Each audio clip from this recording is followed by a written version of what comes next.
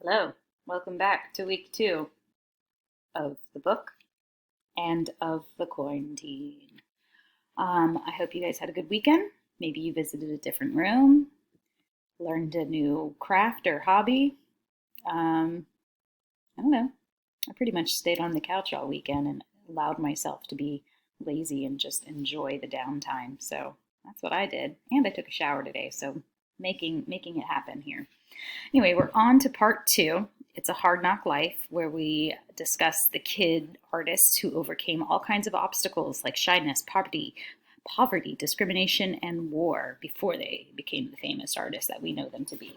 Sorry, my cat is trying to crawl up on myself, so I'm just going to bring him up here before it rips a hole in my pants. All right, cat. Everyone, I'm sure you're curious. This is Brownie. He's my boy. He's misunderstood. It's okay, I like him that way. I'm on my lap now. Okay, moving on. Louise Nevelson is our first artist, and we're going to learn about her journey to America. What it's like to leave your home. I'm going to start that over. What's it?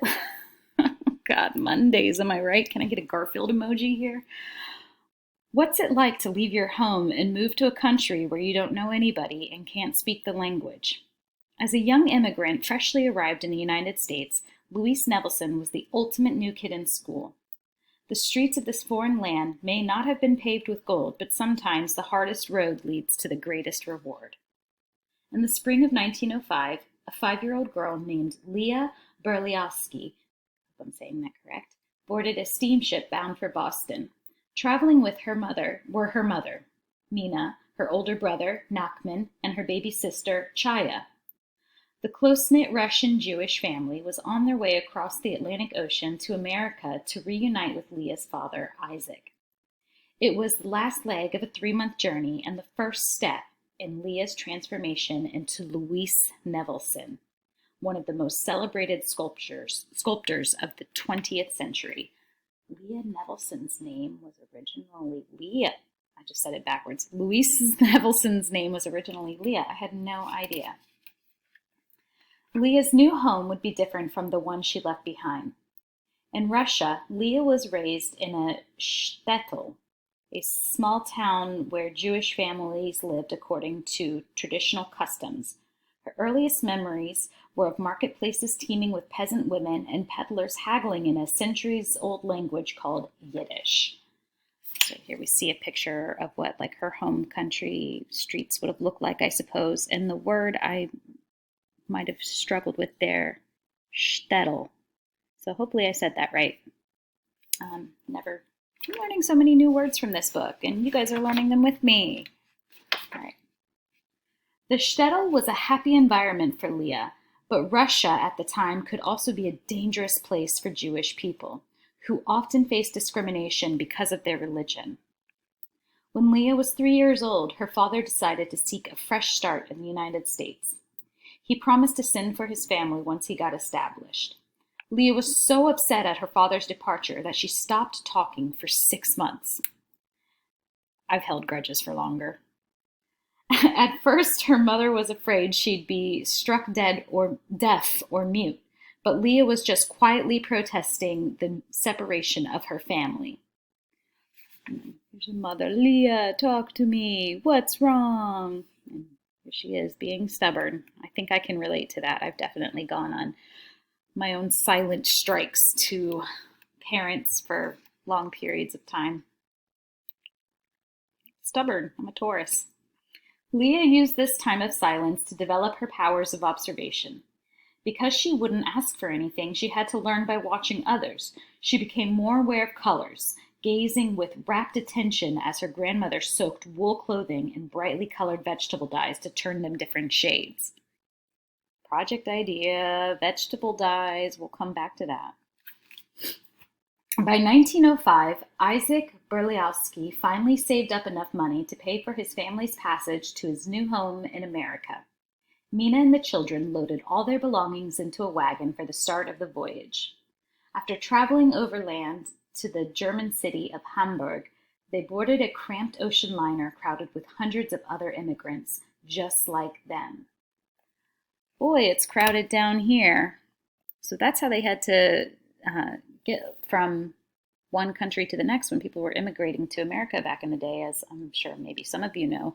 But it was ships, and it could take a really long time to cross in a ship, and um, you're jammed in there. I don't like cruises, and I can't imagine what kind of viruses they must have had to endure on that ship when they came in. They would not have done well with what's going on now, I can tell you that much.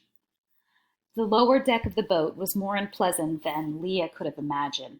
People huddled together for warmth, or they jostled for a share of the paltry belongings of soup. I can't read today. Or they jostled for a share of the paltry helpings of soup being ladled out by the ship's cooks. Foul smells lingered in the air as bouts of seasickness rolled through the passengers on board. Oof. When an outbreak of measles struck, Leah's family was forced to spend 6 weeks under quarantine in Liverpool, England. Oh my gosh. That turned out to be a lucky break. It was there that Leah made two discoveries that impressed her forever. Because she spoke no English, Leah communicated through her eyes, not her mouth. One of her strolls around Liverpool, she visited a candy shop for the first time. Row after row of glass jars, each filled with a different colored hard candy, glimmered under the bright lights inside the shop. After spending so much time in the dark, dang cold of a steamship, Leah felt as if she were seeing a rainbow. Now, as my mother can tell you, I am big time candy lover, so I probably would have had a very similar face in a candy shop. I still get that way. Ugh. Chocolate tree in Beaufort, South Carolina, when I see all those jelly beans on the wall. Leah's second important discovery happened when she was playing with some girls. Leah watched in amazement as one of the girls picked up a doll and its eyes opened up, then closing again when it was set down. Leah had never seen anything like that back in Russia. And I'm sure you guys are familiar with it. When it's down like this, the eyes are closed, and you pick it up and the eyes open. There's that little eyelid that does that. My hands are clean, don't worry. Touching my face. Surely the doll must have been magic, she thought. Would her new home on the other side of the ocean be filled with wonders such as this? A little creepy if you ask me. Once the quarantine was lifted, Leah and her family were allowed to board the ship and proceed to Boston. They were met there by a Russian-born relative named Joseph Dondis. He explained to Leah's mother that the children should change their names to better fit in among Americans. Leah became Louise, Nachman became Nathan, and Chaya became Annie. It's sad that they had to change their identity. Joseph then secured them passage on yet another boat that would reunite them with Isaac in the city where he had settled. Rockland, Maine. I've actually been to Rockland, Maine. The next day, the Berliowskis arrived in their new hometown. Isaac met them at the wharf and brought them to the rooming house where they would live for the next several years. But if Louise thought the hard times were over now that she had arrived in America, she was wrong. Just as on the ship, the Berliowskis found themselves fighting for space. The rooming house was teeming with fellow immigrants. Not only that, but discrimination had not been left behind either. Louise soon discovered that hers was one of only a handful of Jewish families in town. Although they were treated better than they had been in Russia, Louise still felt like an outsider. So here, these are the kids singing Noel, and here she is in, like, I guess, more traditional looking coat and hat for Russia, looking not like the others. Just feeling isolated. At school, Louise struggled with English. Kids teased her for speaking Yiddish and for the flamboyant clothes her mother brought for her. Fancy dresses and feathered hats were considered signs of sophistication back in Russia. But in Maine, where people dressed more plainly, they were thought of as strange. Plain Maine. School offered one bright spot, however. Louise loved her art class. Here's a picture of Louise in her more flamboyant clothes as they described in the plain Maine kid freaking out about it. I love her dress. I applaud it. But she found her love in art. From the moment she arrived in America, Louise spent all her free time drawing. It was her way of escaping from the unfamiliar world in which she found herself, and it allowed her to express her feelings without using words. One day, her teacher brought in colored chalk, like the rainbow candies she had seen in the sweet shops in Liverpool. The chalk seemed to stir something inside of her. Another time, when Louise was in second grade, her teacher showed a picture of a sunflower and asked the class to draw it from memory. While the other students tried to reproduce the image exactly, Louise drew the sunflower as she saw it in her mind's eye, a large brown circle surrounded by tiny yellow petals. The teacher held up Louise's imaginative drawing for special praise, declaring it the most original interpretation in the class. It was the first time Louise had been singled out for something positive. After that, Louise began studying with a drawing teacher named Lena Cleveland. At first, Miss Cleveland thought Louise was copying her drawings out of a book, but soon realized Louise was working hard to improve her skills.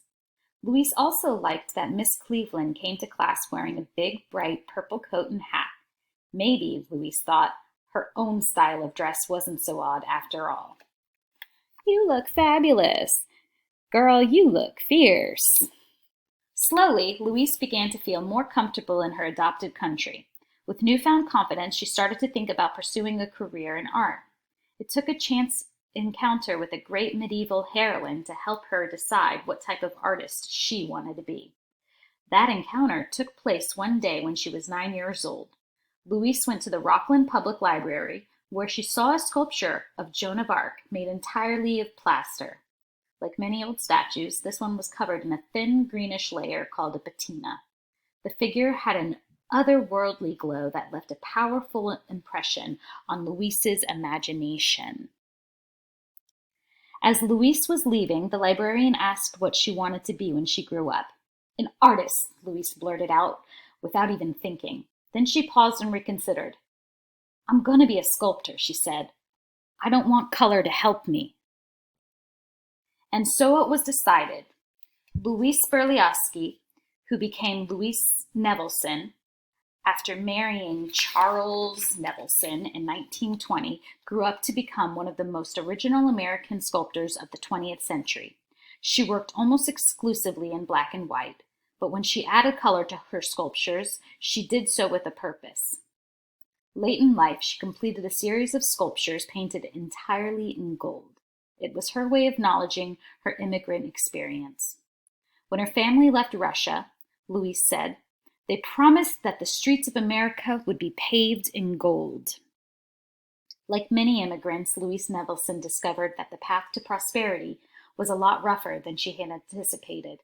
But through tenacity, perseverance, and a dedication to her art, she forged a golden ending all her own. So here we have a picture of Louise, and for my students, some of my younger ones did a Nevelson project a few years ago. Probably my second and third graders now, and you'll know that it was called an assemblage, where she took pieces, wood and scraps and sometimes toys and whatever random pieces, mostly wood, and assembled them in these sort of cubicle-like arrangements, and then painted it all one color because she wanted the work to speak for itself without the aid of color, but the gold obviously being had a message there. So I got two ideas while reading this. The first one, when I was like, "Oh, project idea," vegetable dyes. Look up dyeing with vegetables. If you have any scraps of onion skins, especially red onions, or if you have any like old red cabbage, maybe it's on its way out, with the help of your parents, you could boil it and try dyeing, or dye some paper. You can use tea or coffee to make paper look aged and lay the paper in that to dye it. You're going to want to have a thicker paper though.